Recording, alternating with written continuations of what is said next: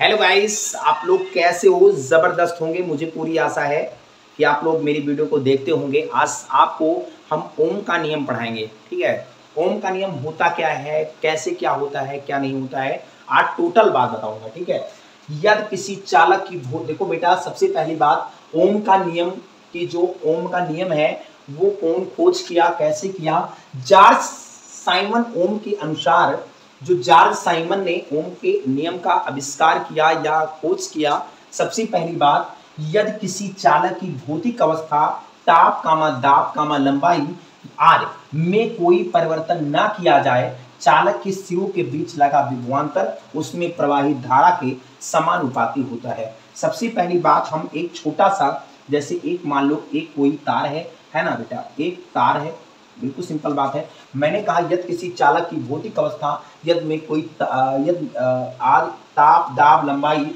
में कोई परिवर्तन ना किया जाए तो चालक के सिरों के बीच, मतलब एक चालक, एक इसकी धारा कोई होगी, है ना बेटा, एक कोई चालक है, मान लो इसको क्या है, मान लेते हैं एक चालक है, और चालक के सिरों के बीच क्या होता है? विभवांतर होता है।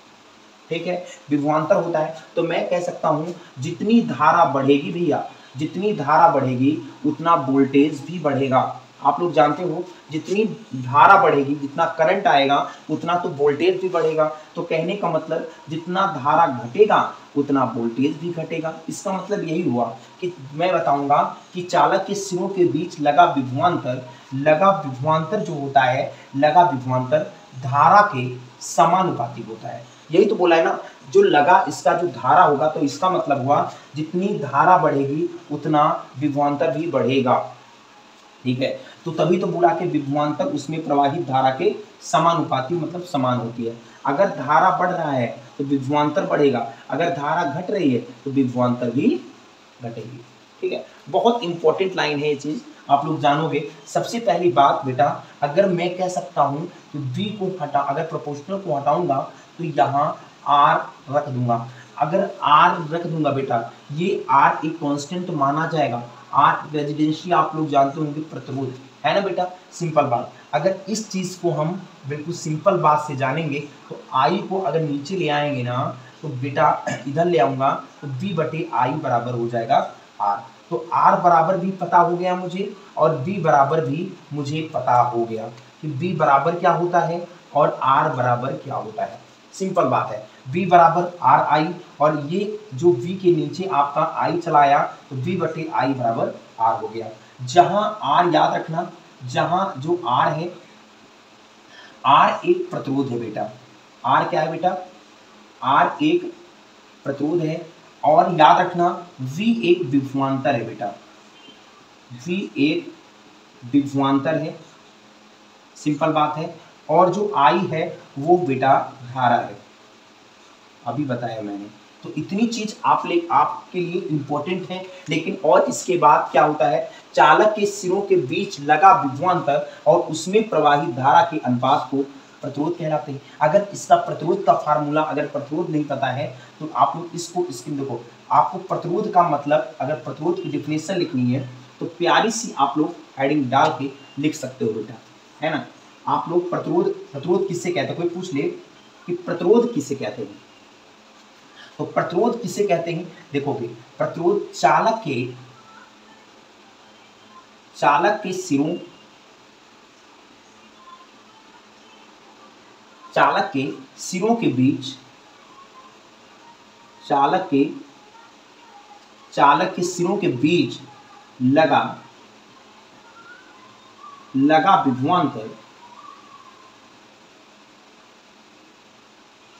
चालक के सिरों के बीच लगा विभवांतर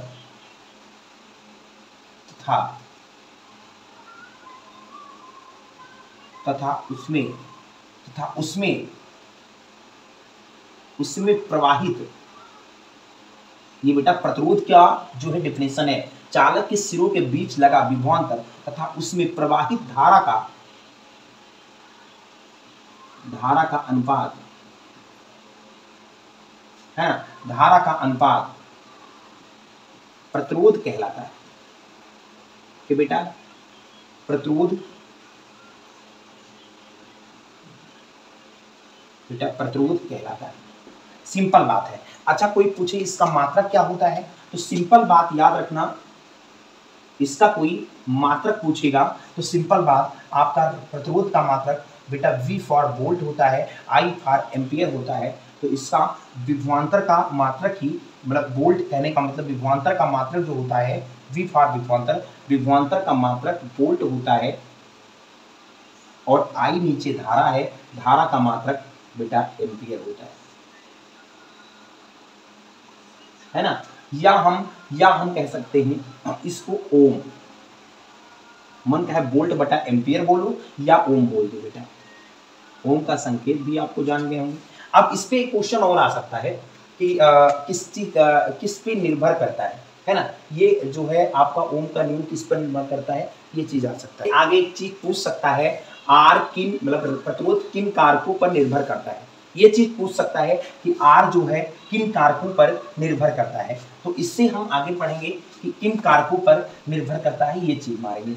आप लोग लिख लिए होंगे, पीछे करके लिख लेना, है ना बेटा। देखो अब इसमें एक चीज और आ सकता है, आर किन कारकों पर निर्भर करता है, आर किन कारकों पर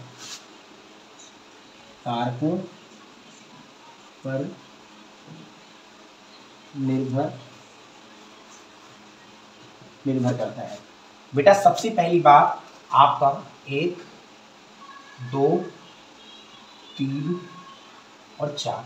बेटा देखो चालक की प्रकृति हो, चालक की प्रकृति पर ये पहला निर्भर, देखो बेटा चालक की प्रकृति पर। दूसरा बेटा चालक की लंबाई पर, बताया था चालक की लंबाई पर। फिर चालक के क्षेत्रफल पर,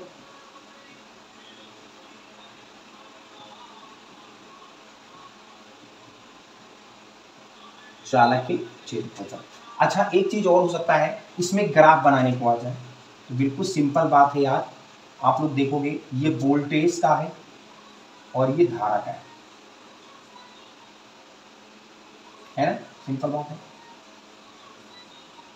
है ना। अब इसमें क्या होता था कि ऐसे करके, कुछ ऐसे करके था बेटा, ऐसे, है ना समझिए। तो मतलब ये चीज सॉरी ऐसे होता था, मतलब ये चीज इरेज होके ये ग्राफ के तरीके से आप लोग बना सकते हो। ये वोल्टेज और धारा का जो आपका ग्राफ होता है वही उसी को बनाते हैं, ठीक है। तो आपको ओम का नियम खत्म हुआ और जबरदस्त आप लोग को पढ़ा दिए। थोड़ा तबीयत खराब है इसीलिए थोड़ी सुस्ती सी आ गई है, और आप लोग भी मस्त रहिए और खुश रहिए, और आप लोग मेरी वीडियो को ज़रूर देखते रहिए, ठीक है। धन्यवाद धन्यवाद।